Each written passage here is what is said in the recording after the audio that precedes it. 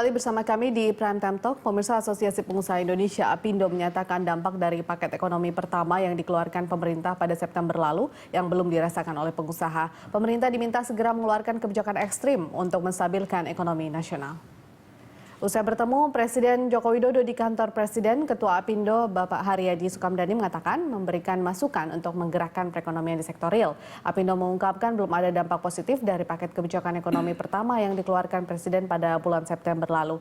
Hal ini berdampak pada kenaikan harga dan gelombang PHK. Hingga September ini jumlah pekerja yang mengalami PHK mencapai 742 ribu. Haryadi berharap pemerintah harus merealisasikan kebijakan ekstrim untuk segera mengatasi perlambatan ekonomi nasional. Oleh karena itu terkait dengan masalah pelemahan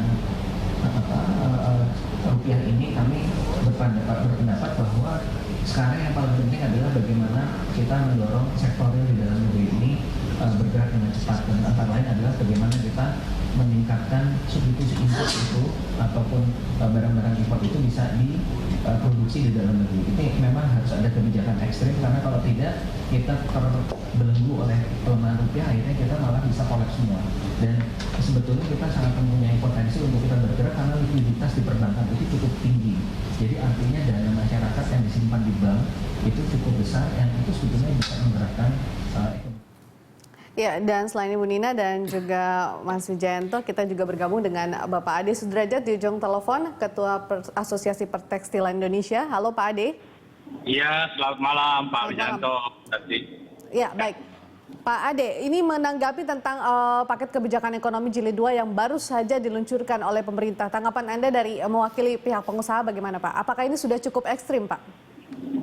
Ya, sejauh ini kan yang kedua ini baru istilahnya pengejawantahan atau penerjemahan dari yang jilid 1 September kemarin, yaitu bagaimana mempersingkat perizinan dan birokrasi yang terlalu panjang. Okay. Ya, memang untuk jangka panjang ini sangat diperlukan untuk investasi, dan juga seiring nanti barangkali dengan program pemerintah yang berikutnya, yaitu negosiasi free trade agreement dengan EU. Tentunya perizinan ini akan menjadi krusial kalau tidak dimulai dari sekarang. Namun ada yang lebih penting sekarang ini, kita sudah ditunggu oleh perut yang sudah mulai keroncongan. Jadi yang diminta oleh rekan kami dari APindo itu adalah itu di bidang fiskal tentunya. Nah, fiskalnya barangkali masih digodok dalam bentuk apa, karena pemerintah sendiri barangkali kesulitan dengan meminta fiskalnya terlalu besar. Baik, baik, artinya Anda melihat kemudian untuk paket kebijakan ekonomi yang jilid kedua ini spesifikasi dari paket jilid pertama begitu Pak Ade ya? Iya, saya pikir begitu, karena kan yang pertama birokrasi dan segala macam. Karena yang pertama itu pengumuman buat peraturannya, PP-nya, peraturan menteri, peraturan pemerintahnya, jadi sekarang barangkali peraturannya sudah direalisasikan. Jadi ini bukan merupakan paket kedua, tapi merupakan lanjutan dari paket pertama kalau hemat saya. Baik, dari kalangan pengusaha sendiri bisakah kemudian merasakan manfaat dari paket kebijakan jilid 2 ini, mengingat lebih cukup spesifik begitu Pak?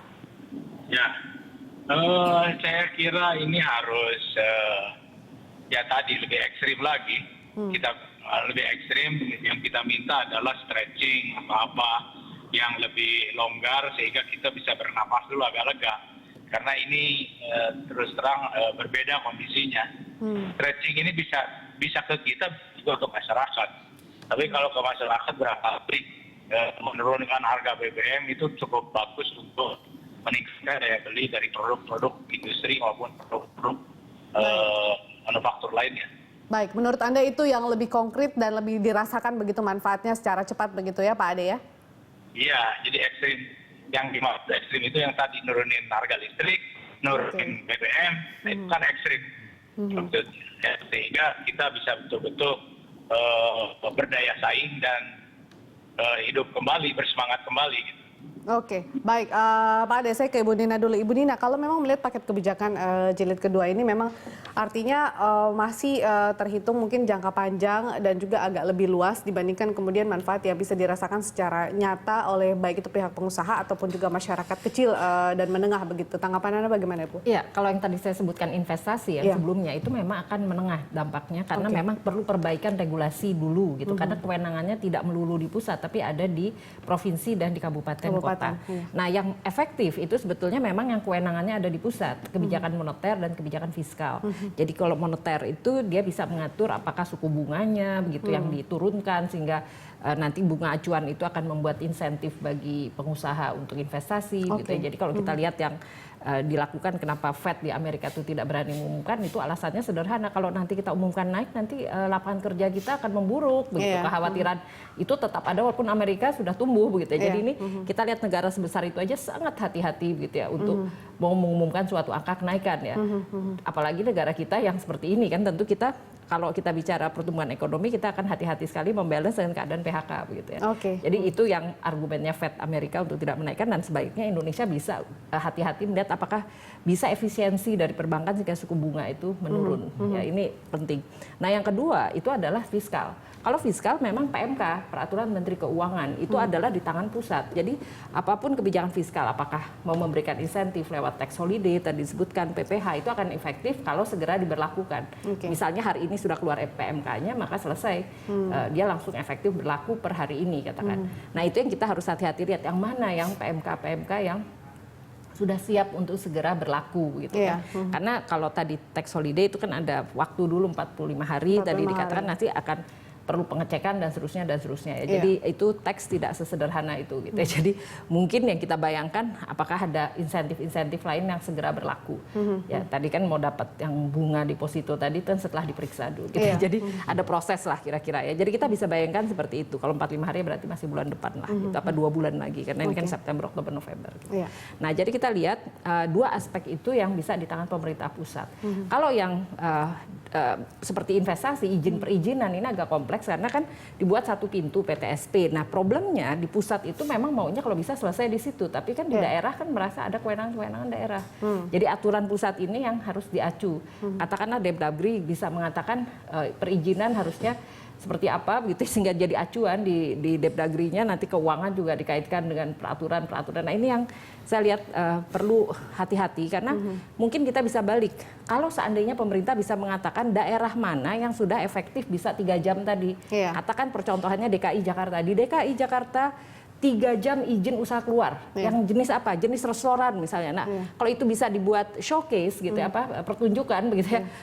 Silahkan cek gitu ya. Itu artinya sudah dilakukan observasi secara menyeluruh kok Mas Jayanto untuk beberapa poin-poin khususnya mungkin efisiensi perizinan yang dikerucutkan mungkin dari seperti kayak di lingkungan hidup ya kalau tidak salah dari 14 hari menjadi 6 hari begitu. Apakah jadi itu sudah dilakukan? Daerah mana yang sudah siap melakukan itu atau semua di Indonesia? Atau semua sudah siap? Ya, jadi memang seperti masalah prosedur perizinan investasi yang 3 jam ini. Challenge-nya nanti kan bukan masalah proses setelah semua data lengkap, ya kalau itu mekanistis kan online begitu langsung keluar begitu. Tetapi proses penyiapan dokumen, bolak-balik, penjelasan kepada potensial investor dan lain sebagainya itu tantangan tersendiri. Tapi saya yakin pihak yang berwenang BKPM dalam hal ini sudah memikirkan. Jadi memang kalau kita lihat list apa yang akan yang tadi dikeluarkan paket 2 ini cenderung long term, paling yang dan sifatnya kan ini untuk investor baru, belum mencakup pengusaha yang sekarang berbisnis. Gitu, ya, betul. Nah saya yakin ini akan di cover di paket yang ketiga, seperti yang disampaikan tadi, insentif bagi perusahaan-perusahaan yang sekarang sudah beroperasi supaya tidak melay-off dan lain sebagainya. Ini sedang dipikirkan juga dan dalam waktu dekat akan dikeluarkan. Artinya pengusaha saat ini harus cukup bersabar lagi begitu Mas Jayanto. Bulan depan lah. Ya sebenarnya begini, ada beberapa hal yang sifatnya short term yang sudah dikeluarkan di paket kebijakan pertama. Misalnya tadi Bapak dari Kadin tadi menyebutkan masalah harga gas, energi dan lain sebagainya. Di paket kebijakan 1 kan sudah diumumkan bahwa gas untuk dalam negeri, industri, harganya akan diturunkan gitu ya. Memang kalau listrik ya kita perlu proses efisiensi di PLN sehingga memang betul-betul bisa diturunkan. BBM ini memang sudah ada prosedurnya, setiap 6 bulan sekali akan direview dan lain sebagainya. Oke. Gitu. Tapi kemudian yang dinantikan adalah realisasinya kapan? Misalnya kalau penurunan harga gas misalnya, itu kapan kemudian direalisasikan? Itu yang mungkin pengusaha tunggu hingga saat ini begitu, ataupun juga ada insentif-insentif atau stimulus lain yang bisa didapatkan oleh para pengusaha? Jadi terkait dengan harga energi misalnya, memang kita juga harus lihat operasionalisasi di lapangan, logistiknya dan lain sebagainya. Bisa saja keputusan harga diputuskan sekarang, tapi jangan-jangan nanti perusahaan seperti PGN yang bertugas untuk menyalurkan justru mengalami kesulitan. Artinya memindah permasalahan. Jadi memang perlu step yang harus dilalui.